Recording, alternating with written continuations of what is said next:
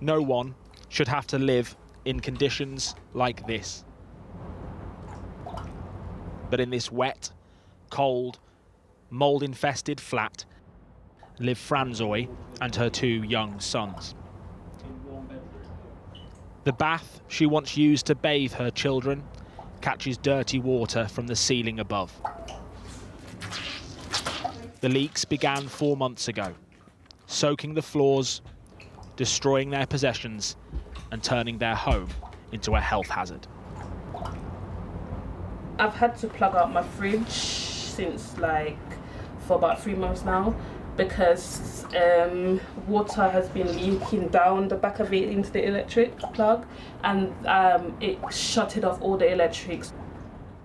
The damp began 2 years ago, but despite complaining to her landlord, Croydon Council, for the past 4 months, nothing has been done.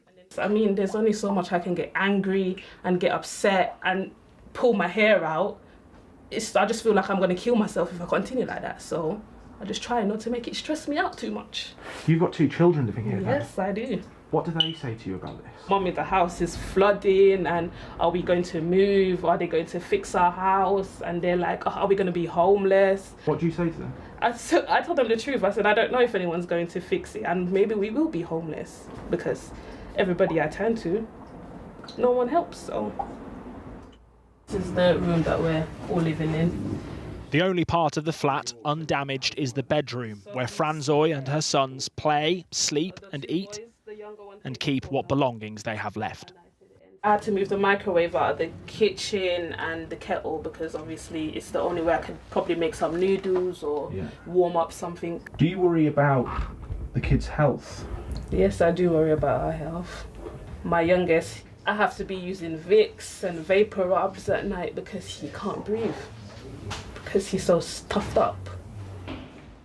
On the next floor up, we find the same problems in a different flat where Leroy is living.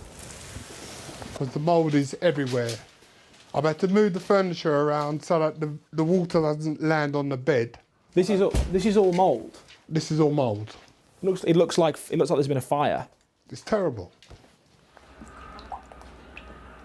Leroy has had damp problems here for many years, but in November the leaking began all over his flat, sparing not a single room. How long have you had these 4 buckets here for? Since about Christmas. Every 6 hours I empty them and put them back out again. So what do you do at night? I'll go to bed about 12, wake up about 6, empty the buckets. Like Franzoy downstairs, Leroy feels ignored by Croydon Council. I had to keep on ringing the council over and over again to say, what are you doing about this leak in my flat?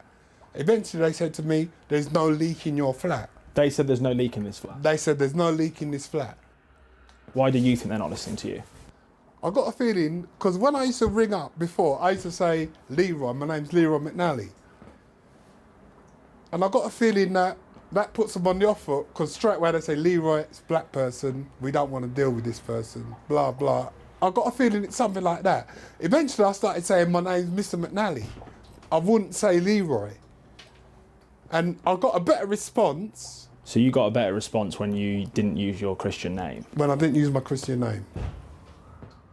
And it's not just Leroy's flat or Franzoy's flat. We've spoken to several residents in this block who say they've experienced damp, mould, leaks and flooding in the time that they've lived here.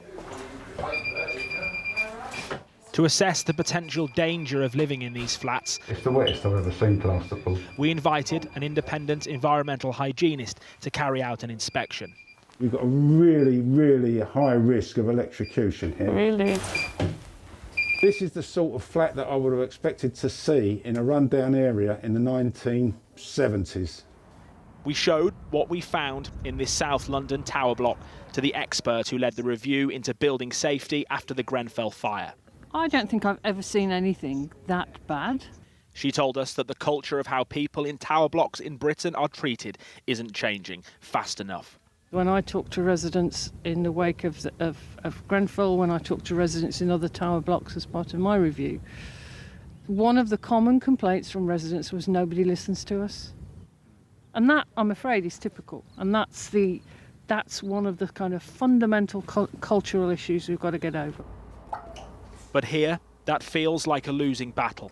I feel just neglected. I just don't even feel like I'm human. Like. And just how many others across Britain are tonight still being ignored.